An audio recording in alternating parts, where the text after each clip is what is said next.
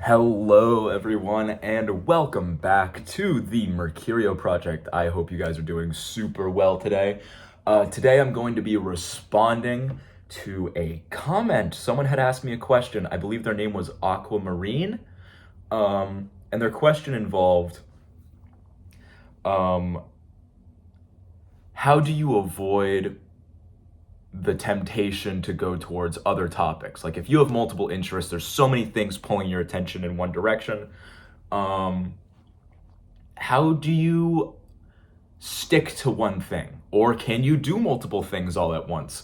And how can you overcome that temptation to move on to something else? So love the question, and I am happy to explain. So first thing I would say is that it is much better to pursue one interest at a time. I know that can be incredibly difficult because you feel as though you are missing out. Like, the time spent on one thing is time that could be spent on another. I have tried to do the all my hobbies at once route, and I ended up making negligible development in any of them. Some progress is better than no progress, but I would much prefer good progress over bad progress, if that makes sense. So, how I learn is instead of... Okay, well, hang on, sorry. Let me gather my thoughts a bit. So, I'm going to use the example of drawing for this little lesson, for this little conversation. So let's say you want to learn how to draw. What do you want to learn how to draw? What is your specific goal? So I'm just going to say you want to be better at art generally, just generally. So the first step is to have a goal. I want to be better at art generally. Your second step is going to be to gather resources. Gather as many resources as you can. I'm talking books on anatomy, facial structure, hands, posing, how to draw manga, how to draw backgrounds, how to watercolor, how to ink, how to yada, yada, yada. And then you're gonna wanna filter it to specific things. So for me, when I learned how to draw, I went through head, facial expressions, anatomy, hands, fabric, fashion, landscapes, architecture, inking, and watercolor. And I got books on those 10 topics. And those topics are going to be interesting and diverse enough for you to have your interest peaked at each one. So you're not really gonna feel bored. Now, don't get me wrong, I absolutely understand when a hobby becomes a chore. Like, when that feeling arises and you're just like, oh my God, I don't want to do this. I don't want to practice. I would just say to just do 15 minutes. Don't do an hour. Don't do 30 minutes. Don't just 15 minutes of something. So when there were days I didn't want to draw, I would literally just put on a timer for 15 minutes and just scribble, you know?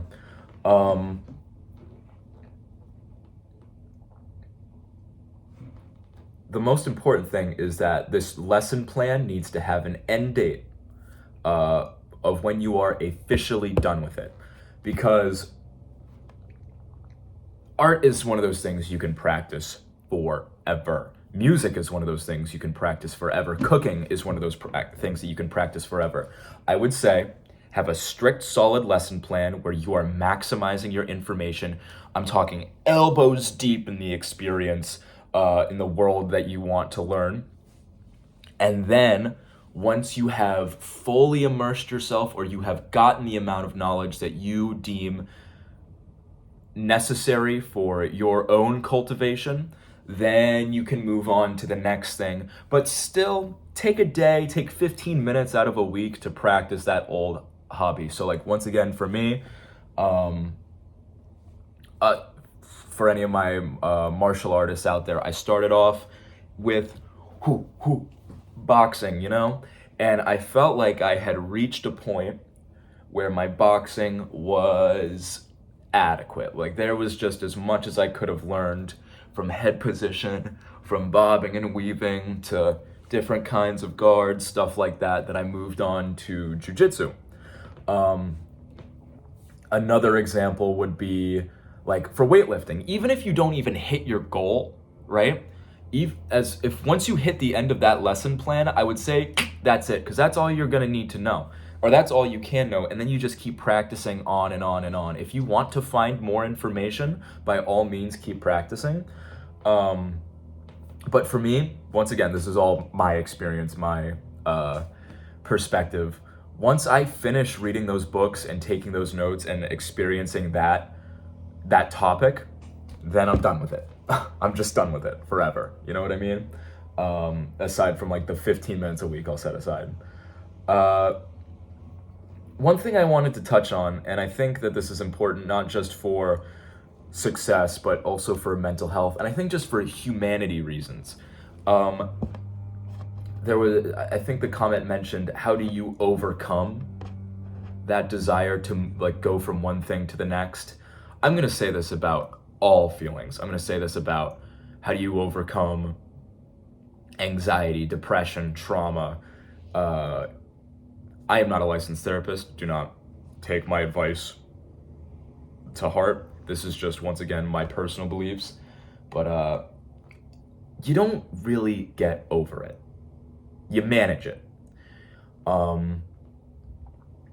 You manage these issues the best that you can. It is a daily, constant battle that will not end until you're 6 feet under. You know what I mean? Like, that's you. That's your life. I know for me, I struggle a lot with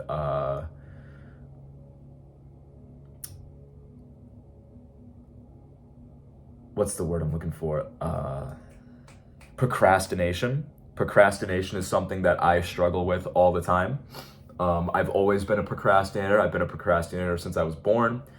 And it's once again, I'll never be able to beat it. I'll never be able to put a flag into it and say, I beat you, procrastination. Because there will be days that it sneaks its ugly little head around and my entire day is affected by it. So this is how I manage it. What I do is, if there is a task that I am dreading, where I'm like, oh my God, like I don't want to study, I don't want to write this essay, I don't want to do this, what I will do is I will set a 15-minute timer and I will do that thing. The anxiety is in the starting of it. It is not in the completion of the task itself. So once I realize that, like, I'm not scared once I start doing it, it's in the anticipation of doing it. So once I would set that 15-minute timer and start doing, like, let's say my homework, by that point, I'm doing my homework. It's over. You know what I mean? These solutions are incredibly simple. I will say that the solutions for a lot of problems are simple, but I will never call them easy, because it takes a great amount of strength. It gets easier every day, but you got to do it every day. And there are definitely going to be days where you don't want to do it. So I would encourage you to just keep doing it every day. Not because there's going to be some light at the end of the tunnel, not because that there is some major path to glory and victory awaiting for you because you decided not to eat junk food today, but because A, you made a promise to yourself not to do these things anymore, and we don't want to be liars, right? As we discussed in my previous video. And the second thing has completely lost my brain, has completely vacated my mind. The second thing is because we don't want to make our problems bigger than they actually are. So if we handle them now... No, that's not what I was going to say. I have completely lost my train of thought. Excuse me, one moment.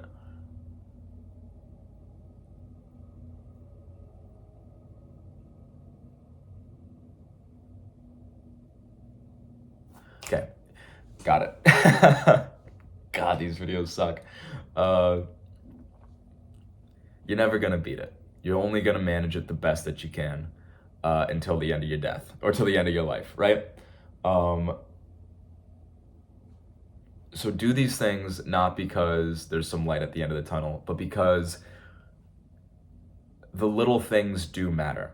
And if you have won that instance in that day, in that moment of that week, like what if it is just, if you are winning in that second, that is all that matters. Not next week, not tomorrow, not yesterday. If you are winning in that second. So, which brings me on to a whole, actually, you know what? I'll close out with another topic, right?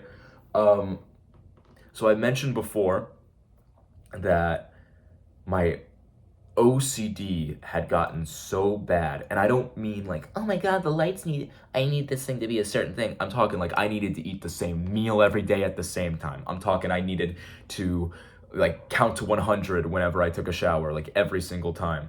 I'm saying that I needed to brush my teeth and count. I'm saying that I needed to count my chews. I needed to count my sips. I needed to count my steps. I needed to like I was insane. And if I didn't do any of these things, then I would have a meltdown. I would have a rage fit, this explosive anger. Or worse, is I would be catatonic. I would just be in bed. I didn't wake up at 5 a.m. and the day is ruined. Yeah. So now, where I'm at now is that if I filmed one of these videos, or if I read a book today, or if I worked out, or if I cleaned, if I just did one thing, if I did one positive thing that day, then that is a win. That is a win. I am officially 1% better than I was yesterday because I did something that I originally didn't want to do. So,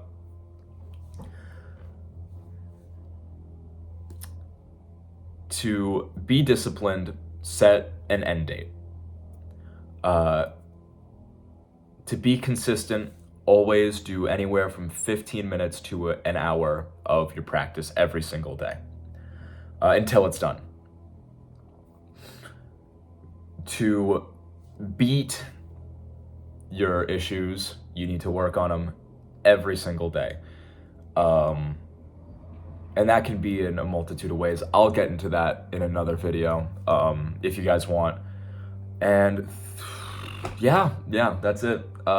Thank you guys so much for watching. I hope you have a fantastic rest of your day. It's getting a little bit warmer here, so life's been good. And I hope life has been good for you guys too. I will see you in the next one. Peace.